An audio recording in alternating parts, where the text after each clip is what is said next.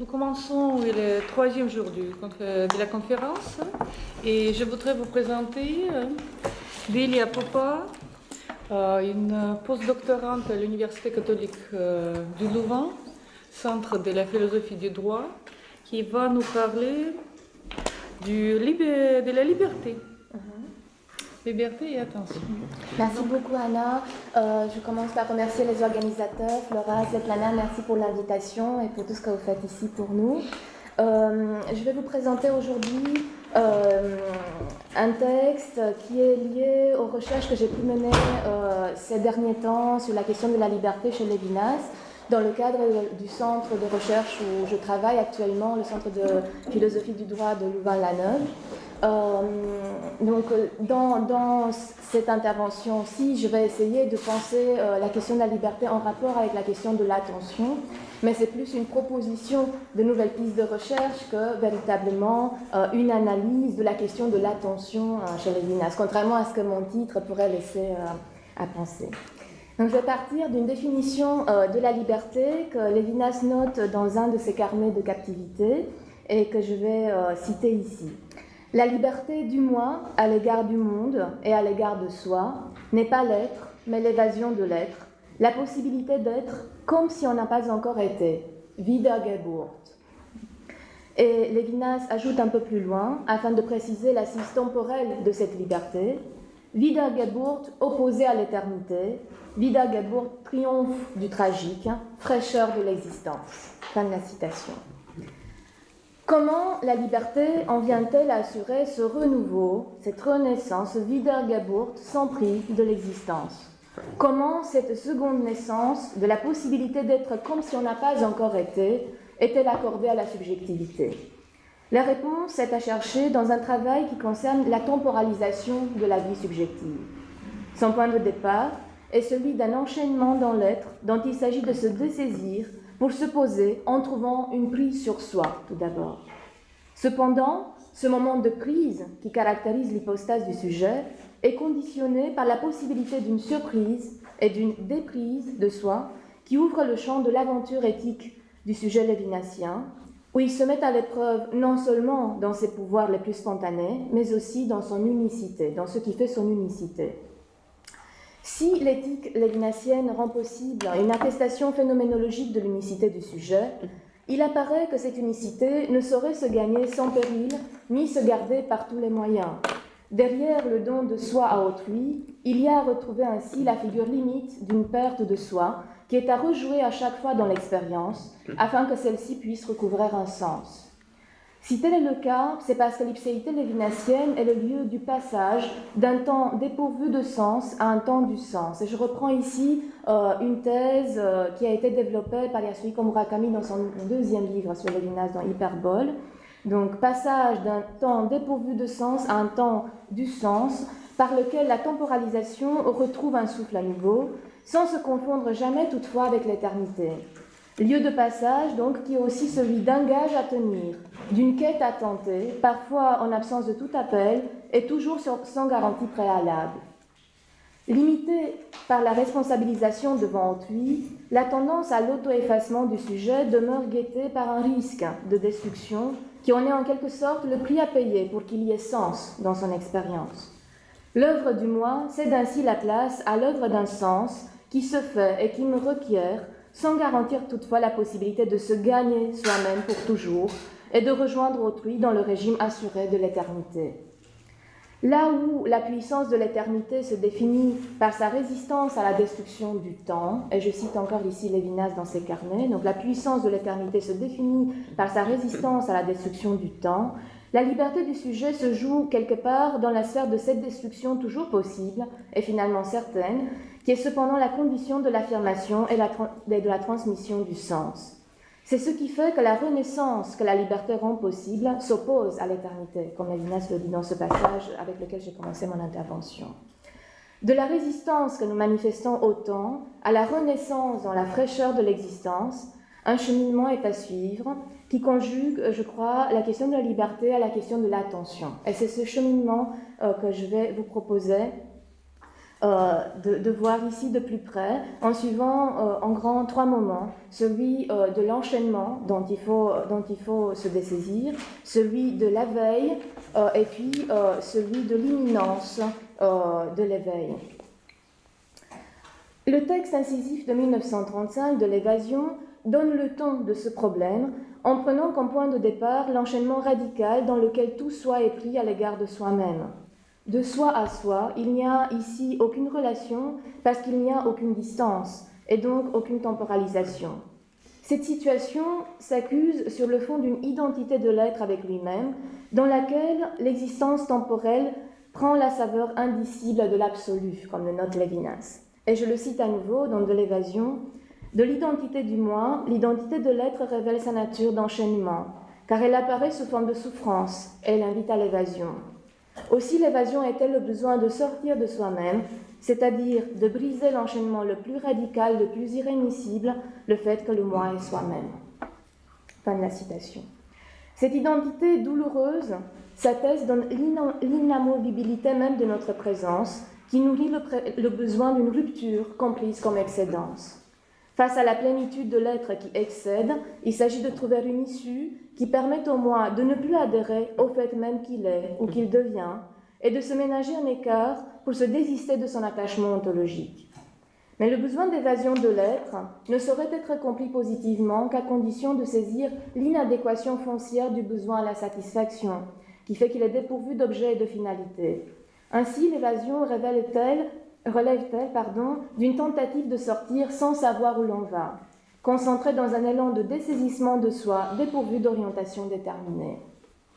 Cette qualité de pure fuite de l'être, avec laquelle commence l'aventure éthique lévinassienne, fait comprendre que la situation ontologique de l'être rivet, qu'est le soi, pris dans la trame de l'être, est sous-tendue au niveau subjectif par des rapports de force et d'affect susceptibles de transformer l'assurance de la donation de l'être en drame du sujet qui se cherche en rejetant l'affirmativité première de son existence. La neutralité de l'être, perpétuellement présent, est éprouvée au niveau de la sensibilité comme tension qui interdit au sujet d'exister comme moi. Le chemin vers l'unicité commence ainsi avec la résistance face à cette donation qui est en même temps l'interdit de se vivre autrement qu'en étant.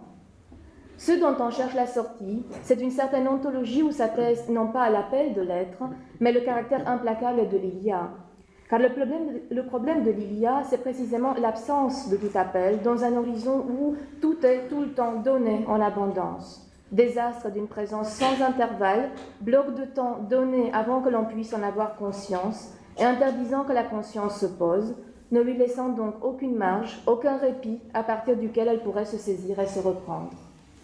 C'est pourquoi c'est en elle-même que l'ipséité devra puiser la puissance de résister au midi sans ombre de l'intelligibilité de l'être, comme en secrétant ses propres potentialités, une épaisseur propre, une image, une allure, à l'écart de l'affirmativité sans reste de l'Ilia. Dans la sensation qui est une coïncidence de soi à soi, il s'agit ainsi d'inventer une autre manière d'être avec soi, ménagée par le sentir même qui se sent, et qui, ce faisant, se fait ombre à lui-même, se cache et se redécouvre teinté de sa propre empreinte. Modification sans altération ni transition, comme Lévinas allait le noter dans Autrement qu'être, de la diastase du moi, possible par une temporalisation qui est, tout d'abord, temporisation de la présence pleine de l'être. Cette présence, c'est ce qui se fait sentir dans la lourde ambiance appartenant à personne qui pèse dans l'insomnie, où l'on découvre l'obscurité non pas comme pure présence autoréférentielle, mais comme présence de l'absence, comme le note Lévinas. Rivé à l'Ilia, le sujet est investi par son environnement, qui lui pèse comme un fardeau insupportable, contraint de découvrir la forme pure de la veille, dépourvue de contenu. Veille qui se veille elle-même, car l'insomnie n'est jamais l'insomnie de quelqu'un. Sa veille, anonyme vigilance d'un être qui ne se perd, ni ne se dupe, ni ne s'oublie, comme le Lévinas, être complètement dessoulé. Sur le fond de cette vigilance sans ambiguïté, la conscience égoïque se présente comme un déchirement, solidaire d'une puissance de repos et d'auto-illusionnement. Sa vigilance spécifique est adossée à une possibilité de sommeil qui lui permet de suspendre à la donation de l'être, de ne plus se reconnaître comme son récepteur et comme son hôte. La reconnaissance de soi en tant que sujet procède ainsi d'une fondamentale méconnaissance quant à ce qui le tient en présence et comme retrait dans la latence du sommeil et de l'illusion. Je cite Lévinas, « La conscience est le pouvoir de dormir, nous donnant à penser ainsi la figure d'un sujet dont l'œuvre constituante est soutenue et nourrie par les horizons latents de ses actes, portés par une passivité à laquelle il adhère pour se libérer du poids de l'ilia. Si elle ne s'appuyait pas sur des horizons qui lui échappent, la visée de sens de la conscience se confondrait avec cette forme de veille vide qu'est l'insomnie, incapable d'embrasser quelque contenu de connaissance que ce soit, et se perdant dans l'indistinction à laquelle la condamne son impuissance de se retirer de la présence. Dans un texte qui a été repris dans Hors Sujet, Lévinas décrit la réduction phénoménologique comme l'opération qui laisse apparaître tous les horizons qui échappent à la naïveté d'une pensée, qui néglige de réfléchir sur son propre déroulement. Je le cite, « Pensée naïve, comme si le sujet pensant n'avait pas à se méfier de ce qu'il peut poser autrement qu'en pensant, et comme si, hors sujet pensant, il y avait encore un sens. » Fin de la citation. Mais à la lumière de l'analyse de la manière dont la conscience vient interrompre la trame vide de la veille insomniaque, il y a lieu de se demander si ce n'est pas précisément en dehors du sujet pensant, là où il se pose autrement que par le biais des actes de signification, qu'il faut chercher la source du sens de son rapport à soi. L'opération de la réduction, qui dévoile les horizons qui accompagnent les visées intentionnelles, débouche sur l'identité d'un moi pur, indescriptible autrement que sous les auspices d'une instance du présent qui ramène le sens des vécus à la présence dans la vérité synthétique d'une théorie, lui garantissant une unité inaltérable. Mais cette unité, qui ne se ramène à l'unicité que dans la mesure où le moi pur où se constitue le sens est lui-même hors sujet, soit sans réflexion, comme le note Lévinas, unicité s'identifiant comme incessant éveil. C'est la possibilité pour la réflexion de s'allumer ou s'éteindre, de s'échapper d'elle-même, qui rend possible son éveil par-delà la veille, en tant que détermination subjective de la vue et du sens dans l'indistinction de l'ilia. Telle est la première localisation du soi lévinasien, celle d'un sujet qui peut se poser comme tel, parce qu'il peut se soustraire à ce qui lui incombe, participation à la vie par la non-participation. De prime abord, la position de soi en tant que moi signifie une perte du rapport de soi à soi de la sensibilité et une possibilité d'engager avec le monde une corrélation de pensée où l'inadéquation semble jouer un rôle accidentel. Mais à y regarder de plus près, une distance se creuse entre tout acte subjectif et ses contenus, entre l'intention qui vise et l'intuition qui vient la remplir. D'une part, nous avons l'ordre des anticipations conditionnées par les habitus de la pensée. D'autre part, la réalité qu'elles appellent et qu'elles cherchent à comprendre qui ne correspond pas toujours à ce qu'elles peuvent saisir. De cette réalité, quelque chose ne cesse de se retourner contre l'intelligence, brouillant ses plans, déviant ses pistes et la déstabilisant dans sa position. Mais ce décalage quant au réel n'est pas seulement propre à la pensée, il s'inscrit dans le cœur même de la sensation, comme l'atteste déjà la jouissance par laquelle le sujet s'approprie le monde en recommençant à chaque fois le temps. Je cite ici le temps et l'autre. Toute jouissance est une manière d'être, mais aussi une sensation, absorption de l'objet, mais distance à l'égard de l'objet. Par là, le sujet, devant la nourriture qui s'offre, est dans l'espace, à distance de tous les objets qui lui sont nécessaires pour exister. Le sujet se sépare de lui-même. Dans ce sens, notre vie quotidienne est déjà une manière de se libérer de la matérialité initiale par laquelle s'accomplit le sujet. Déjà, elle contient un oubli de soi. La morale des nourritures terrestres est la première morale. Fin de la citation. Installée dans l'instant, la jouissance oppose à la conscience intentionnelle qui vit de ce qu'elle pense, la vie du corps qui se découvre dans le sentir. Mais ce dernier ne saurait se ramener à une pure réceptivité des contenus qui viennent l'impressionner. Une dynamique propre aux synthèses passives est à souligner, qui précède les actes d'un moi, mais qui contribue à localiser le soi dans un monde et à former un sens qui le concerne sans être sa production. Sans confondre la passivité avec l'activité de la conscience, en lui attribuant son rôle, il s'agit de reconnaître à la sensibilité une intelligence spécifique, qui se manifeste surtout en rapport avec le temps. Là où la pensée cultive la présence, soit-elle rythmée par des quasi-présences et des présentifications, la sensibilité rappelle que tout sens saisi activement est tout d'abord un sens accueilli et élaboré passivement, à travers des sédimentations sismiques qui laissent remonter à la surface de la conscience des signes qui orientent le sujet au sein de son expérience. Et je reprends ici une figuration des synthèses passives qui nous est livrée par Marc Richir et qui a été reprise par Yasuhiko Murakami dans son livre sur Lévinas, dans Lévinas phénoménologue. La concrétude des visées subjectives est ici en jeu non seulement en ce qu'elle dépend du remplissement intuitif des significations, mais aussi en ce que la condition de ce remplissement est elle-même temporelle, fondée dans un décalage que la présence à soi de la réflexion ne peut absorber. Rendant impossible l'œuvre de la conscience intentionnelle, la vigilance ininterrompue de l'insomnie en dévoile une espèce de revers, celui d'une conscience confuse et préintentionnelle, prisonnière de l'attachement irrémissible au fait d'être. Quel est le rôle de cette veille sans objet qui se tapit derrière l'éveil de la subjectivité? D'une part, nous pouvons affirmer qu'en tant qu'incapacité d'objectivation, traduisant une impossibilité d'établir la distance dans laquelle une visée de sens puisse s'articuler, l'insomnie est l'épreuve du sens par le non-sens.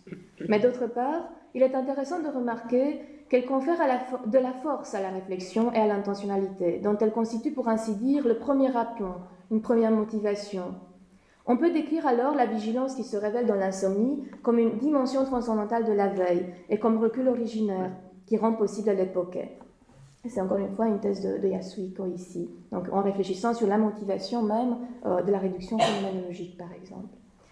Ceci explique pourquoi, en acculant le sujet à soi-même, la veille impersonnelle de l'insomnie lui permet de découvrir également une voie nouvelle vers le sens, qui n'est pas à construire par le biais de l'intentionnalité, mais à inventer dans la rencontre avec autrui. C'est ce qui permettra à Lévinas de définir plus tard, dans un bref entretien intitulé « Des bienfaits de l'insomnie », la philosophie elle-même comme insomnie, non pas en ce qu'elle se complairait dans une veille vide de contenu, mais en ce qu'elle appelle un éveil de la réflexivité qui est toujours à reprendre, toujours à approfondir. Je cite ici « Éveil au sein des évidences qui marquent déjà l'éveil, mais qui sont encore ou toujours des rêves. » Fin de la citation. Si les évidences de la conscience sur lesquelles Husserl, par exemple, s'appuyait dans ses analyses, apparaissent ici comme des rêves sur le chemin d'un éveil, c'est parce que l'éveil de la réflexion qui la soutient est lui-même conditionné par quelque chose qui vient d'en dehors des prestations intentionnelles, mais aussi dehors de l'être.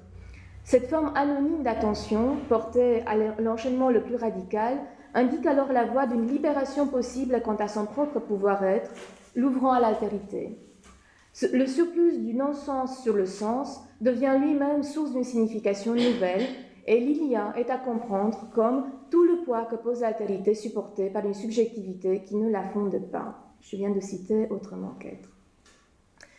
Mais pour saisir la portée de cette altérité par-delà sa fonction ontologique, le mode temporel de la présence dans lequel la conscience œuvre doit être compris sur le fond de l'absence qu'elle fait venir aux actes, dimension d'un proto-temps qui la précède et qui se manifeste par une imminence qui borde la présence sans jamais se convertir pleinement en actualité. En chaque saisie, quelque chose échappe, en chaque captation de sens, quelque chose est perdu, qui est de l'ordre du temps, et que la sensibilité accuse dans la peau qui vieillit, dans la lenteur, qui infiltre les gestes, dans l'écart quant à ce qui est fait dans l'immédiat, qui nous rappelle que nous ne sommes jamais près de nous-mêmes sans qu'une ombre temporelle soit sécrétée, qui nous enveloppe, nous dérobant à nous-mêmes. Si l'on est ainsi, c'est parce que la condition du temps lui-même est à chercher non pas dans la présence à soi d'un sujet, mais hors sujet, dans le rapport entre humains et dans l'histoire. Et je vais citer un peu plus longuement un petit fragment que j'aime beaucoup de Autrement qu'être. La responsabilité pour autrui ne saurait découler d'un engagement libre, c'est-à-dire d'un présent. Elle excède tout présent actuel ou représenté. Elle est de la sorte dans un temps sans commencement. Son anarchie ne saurait se comprendre comme simple remontée de présent en présent antérieur, comme une extrapolation de présent selon un temps mémorable, c'est-à-dire assemblable dans le recueillement d'une représentable représentation. Un mode propre de me concerner, le laps. Mais le laps de temps, irrécupérable dans la temporalisation du temps, n'est pas seulement la négativité de l'immémorial. La temporalisation comme laps, la perte du temps, n'est précisément ni initiative d'un moi, ni mouvement vers un quelconque télos de l'action. La perte du temps n'est l'œuvre d'aucun sujet. Fin de la citation. Et pourtant, seuls les mouvements temporels qui excèdent le pouvoir subjectif peuvent introduire dans sa vie des revirements réels et de véritables transformations. Ainsi, le temps perdu est-il éprouvé positivement comme temps de l'imminence par laquelle un réveil nouveau opère à chaque fois encore dans la veille de la réflexivité, lui interdisant de succomber en vigilance autoréférentielle et en l'ouvrant à l'altérité, aux autres et au monde. Ce que le décalage temporel entre la saisie actuelle et le sens passif rend possible, c'est un dégrisement renouvelé, à chaque fois repris, de la conscience, grâce auquel elle remonte vers les conditions concrètes de son opérativité. Or, pour se revendiquer d'une expérience vécue, ces conditions ne peuvent pas être uniquement celles d'une forme transcendantale qui précéderait toute activité réflexive. Elles sont également celles par lesquelles cette activité s'inscrit dans un horizon partagé avec les autres. L'imminence de l'appel du visage d'autrui est ici à comprendre comme phénomène paradigmatique qui révèle la structure intrinsèque de toute phénoménalisation, qui se ramène à ce qui interpelle sans pouvoir pour autant se donner entièrement dans une apparence, inscrit d'emblée dans un retrait de la présence où il est attendu. Or, c'est précisément ce retrait qui renvoie l'attente à elle-même dans une identité insupportable dont ne peut la franchir qu'un engagement auprès des autres, rendu possible par un désengagement quant à soi. Interpellant le sujet des actes, la proximité du visage opère un détour de soi, sans retour sur soi, consacrant l'inadéquation foncière dans laquelle toute subjectivité se cherche. La proximité du visage introduit ainsi dans l'économie de la subjectivité une altération décisive qui, pour venir de l'extérieur, la touche au cœur de son opérativité et la relie aux autres subjectivités. Interruption éthique de la présence à soi, par laquelle l'égoïté s'échappe, dévoilant un soi opposé à l'appel de l'autre. L'ombre du sentir, sur laquelle s'appuie son rapport libre à soi, n'est plus l'ombre de soi-même, mais l'ombre jetée par l'imminence de la présence de l'autre, plus proche de nous que tout présent et précédant toute possibilité formée dans les visées subjectives. Réalité qui précède le possible et qui donne son sens au présent lui-même en tant qu'événement. De la présence du visage, cela se passe comme si nous ne pouvions saisir que les horizons et les marges, sans jamais avoir accès à ce qui se donne en elles. Mais c'est précisément parce qu'il est constamment confronté à ce qui accompagne de manière latente le règne de ses orientations clairement définies et de ses décisions fermes, que le sujet peut se reprendre de l'engagement qui l'emporte. Évanescence de l'expression, donc, est le dénouement que le visage oppose à notre attente d'une apparence déterminée. Tous les deux rendent possible une conversion de la liberté, de liberté arbitraire et spontanée du sujet hypostasié, en liberté investie depuis toujours par ce qui conditionne cette hypostase même, à savoir l'imminence d'une apparence sacrifiée aussitôt à son apparoir, se dissolvant dans la saisie et la surpassant. C'est cette imminence de la surprise sur la prise, entraînant une déprise qui déstabilise à chaque fois sa direction, lui faisant soupçonner la multitude des autres orientations possibles, qui donne à l'impression sensible sa fonction transcendantale. En effet, s'il faut reconnaître, comme Lévinas le fait, à l'événement impressif sensible sa fonction transcendantale, c'est parce qu'une profondeur temporelle et expérientielle doit être reconnue aux données illétiques qui contrarient les saisies intentionnelles. Il ne suffira donc pas de remarquer que dans l'intuition qui excède l'intention, des sens germés dans les synthèses passives deviennent sensibles. Il faudra comprendre également la sensibilité à partir du sens temporalisé qui l'embrasse. Car la donnée illétique pure reste solidaire de la pureté illusoire de l'activité de la conscience. Comprise à partir des synthèses passives, elle peut toutefois receler une profondeur qui rend compte de la complicité de la conscience active avec son passé et avec le monde. C'est pourquoi la source de l'excédent d'intuition qui nous met sur la voie d'un sens doit être recherchée dans la direction d'une transcendance temporelle. L'économie nouvelle que la surprise oppose à la prise de l'acte intentionnel est celle d'un sens qui s'établit toujours en rapport avec une transcendance et qui, en tant que sens découvert et passivement modifié par la conscience, n'est pas seulement un sens mondain, mais aussi un sens transcendantal. Et c'est là une autre conception du transcendantal que celle à laquelle j'avais fait appel tout à l'heure. Donc ce n'est pas une forme pure qui précéderait l'expérience et qui lui assurerait un cadre de sens garanti, mais un transcendantal qui se fait dans l'action, qui se fait dans l'expérience. Ainsi, la surprise concerne-t-elle la naissance concrète du sens phénoménal en tant que sens transcendantal, à savoir comme reprise d'un cheminement qui est à accomplir au sein de la phénoménalisation et dont les mouvements ne sont pas toujours connus à la conscience active. La prise, la surprise et la déprise se proposent donc comme trois stades possibles de la disposition subjective à accueillir l'altérité et à se laisser transformer par elle. Mais ces trois stades ne sont pas à comprendre comme se succédant sur une échelle des intensités, ni comme se complétant dans une démarche qui voudrait être, disons, au plus près de l'autre. Le propre de la qualité de la phénoménologie que la phénoménologie lévinassienne a mise en évidence comme détermination fondamentale de tout processus de subjectivation est précisément de ne pas pouvoir être saisi et d'échapper par conséquence à toute forme d'attention volontaire. Plutôt que de voir dans ces trois stades des pas progressifs en direction de l'autre, il est possible, en revanche, de les envisager comme autant de jalons d'une théorie transcendantale de l'attention, comprise non pas comme provenant de l'activité intentionnelle, mais comme me venant d'autrui, donc une attention me venant d'autrui, comme si par elle il s'agissait de devenir sensible à ce que nous ne connaissons pas et à ce qui échappe à ce que nous pourrons jamais comprendre, Mais cette perspective ne pourra être développée que pour autant que l'on accepte que le chemin de la réduction phénoménologique commence quelque part avant toute réflexion et ne devient effectif qu'à l'aune d'une imminence qui donne sa réalité au sens qui s'affirme par elle. Et je vous remercie pour votre patience.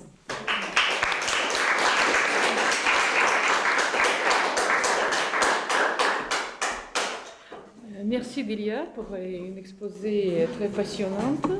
Bon, les questions?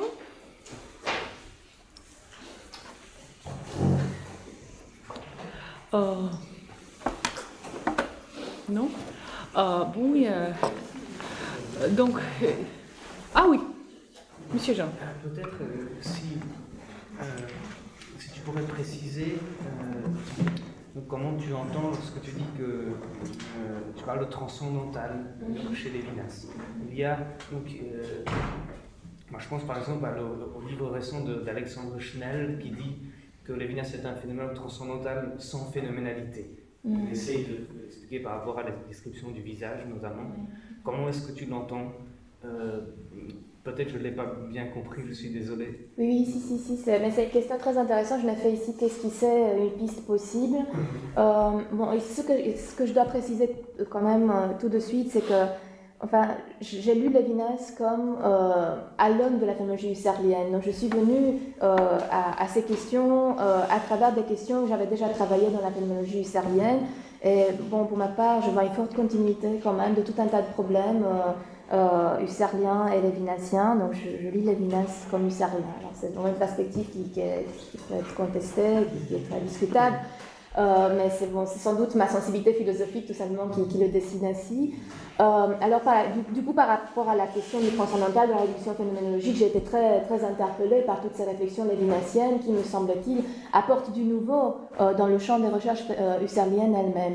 Et si elles apportent du nouveau, c'est précisément parce qu'elles ne se contentent pas de rester dans une théorie purement transcendantale et ni dans une théorie de la pure phénoménalité ou de la pure phénoménalisation. Même si, au bout d'un moment, dans les descriptions lévinassiennes, effectivement, il y a une mise en suspens de la phénoménalité, on n'en a plus vraiment parlé, hein, par exemple, d'une phénoménalité du visage, ce serait faux. Mais je crois quand même qu'à chaque fois, ces descriptions s'inscrivent dans une tension par rapport à la question du phénomène, et qu'il y a du coup, quelque chose vraiment aussi qui nous est donné par rapport à la description du phénomène lui-même, ne serait-ce que négativement. Et alors du coup, en réfléchissant tout d'abord sur la question du sens en rapport avec la réalité de l'expérience, ça a été un peu le fil conducteur de ce que j'ai présenté ici. Je crois qu'on ne peut pas faire l'économie du rapport à la phénoménalité lorsqu'on pose la question du sens transcendantal. Donc pour moi, même le transcendantal lui-même se définit en rapport avec la phénoménalité. Mais c'est vraiment ma veine très phénoménologique, là. Tu vois, c'est très... voilà. Et je lis Lévinas comme phénoménologue, du coup, voilà, dans ce sens-là. Oui. Tu as dit que dans ton exposé que tu définis transcendantal comme transcendantal qui se faisant dans l'action, je crois. Oui, moi je suis allée un peu vite. Oui, action, bon, c'est un mot que j'ai dû prononcer pour la première fois à la toute fin de l'exposé. Donc c'est un peu risqué, là, ce serait vraiment le sujet d'une autre recherche, mais qu'on peut faire, je crois, véritablement, même avec Lévinas, notamment nos déficits de liberté, on a tout un tas d'indices qui sont très précieux en fait, dans ce sens-là. Mais ce que je voulais dire ici, c'était plutôt que le transcendantal est vraiment solidaire du déroulement de l'expérience.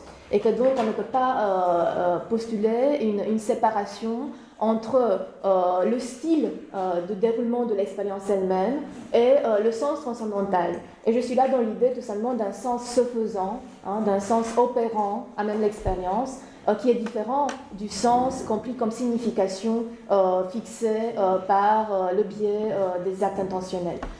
Lévinas a été un des premiers, je crois, à avoir ouvert cette piste de recherche par rapport à Husserl, en insistant sur le fait que le véritable apport des théories mettent en rapport l'intentionnalité avec le sentir, que j'affirme cela par rapport à Lévinas. Ensuite, plus largement, on peut faire un travail semblable chez Husserl, un peu dans la veine de Richir, en parlant d'un sens qui est donc solidaire du déroulement même de l'expérience. Un Husserl d'expérience et jugement est un très bon compagnon pour ce problème-là. Un Husserl qui réfléchit sur les typiques de l'expérience, qui changent, qui sont prises dans des rapports de modification, d'association. Il y a véritablement une implication à chaque fois du sens dans ce qui est vécu et de ce qui est vécu dans le sens. Voilà. Donc, c'est un transcendantal qui est toujours mouvant. Qui est toujours mouvant, tout à fait. Qui n'est pas du tout un cadre fixe donné d'avance sur lequel on pourrait s'appuyer pour pouvoir s'orienter dans l'expérience. Mais c'est un sens transcendantal qui se fait dans l'orientation même de la visée. Mais là encore, c'est Husserl. C'est le Husserl même des recherches logiques. Hein, Oui, bien sûr. Oui, bon, oui, moi j'ai aussi une question pour toi qui est liée aux questions précédentes. Tu vois, bon, quand tu parles d'éveil chez les Lévinas, est-ce qu'il y a le lien entre l'éveil husserlien et l'éveil lévinassien? Ça a l'air qu'ils se rassemblent beaucoup, mais aussi il y a des semblances. Oui. Bon, je vais me risquer un peu parce que je n'ai pas vraiment une réponse à cette question. Je pense que Lévinas est plus radical que Husserl sur la question de l'éveil. Donc je pense que Husserl a essayé de thématiser cela. Il s'est rendu compte qu'on ne pouvait pas faire l'économie de la question de l'éveil pour parler de la vie de la pensée en général. Mais Lévinas a été plus exigeant là-dessus, en critiquant par exemple, comme il le fait, la question de la veille, de la conscience, d'une intelligence, donc qui est quand même dans une éveillée, mais pas suffisamment. Donc Lévinas, c'est l'auteur qui va nous dire « l'éveil n'est jamais suffisant. Nous devons nous éveiller toujours davantage, dégrisement continuel, toujours à reprendre de la conscience qui ne doit jamais se satisfaire des acquis de son intelligence, de ce qu'elle pense avoir compris, de ce qui est évident sur le moment. Il faut toujours aller plus loin, vers une lucidité encore plus grande. » Et en ce sens-là, j'ai l'impression qu'il y a une espèce de travail génétique véritablement dans l'ordre de la temporalisation sur l'éveil qui est fait par Lévinas et qui n'est pas forcément tellement accentué chez Husserl. Mais là, je parle un peu aussi sous le contrôle des Husserliens, je pense notamment à Georgi qui risque d'avoir travaillé ces questions plus que moi, mais voilà, il me semble que chez Lévinas, il y a une exigence supplémentaire et qui vient de cette veine très radicale en fait, des descriptions phénoménologiques qu'il mène. Mais d'où vient cette radicalité? Est-ce qu'il y a le lien entre la demande de la conscience toujours se dégréser et toujours être conscience vieillante et la question du bien et qui ni dort et ne somnole, comme il explique? Et bon, avec tous les... Nous savons d'où viennent ces citations. Oui. Bon. Est-ce que c'est le bien qui fait réveiller le sujet ou pas, ou quand même, voyez, bon, ça se passe que dans le niveau de l'intersubjectivité? Mais je pense que c'est un éveil à sources multiples. Donc je pense que les sources sont multiples. Il y a une pluralité de raisons pour lesquelles, qui nourrissent en fait cette exigence de l'éveil. Mais pour ma part, j'ai cherché ces motivations dans le sujet, dans la temporalisation du sujet. Donc ça a été ma démarche. Et je pense qu'on a là vraiment une mine d'or en fait, pour la recherche phénoménologique qui n'est pas encore suffisamment exploitée, celui de la phénoménologie génétique lévinassienne. Bon, la Sotengei le fait un peu, voilà, mais on a encore du travail à faire en fait, dans ce domaine. Bon, comme ça, nous passons à la deuxième partie de cette session.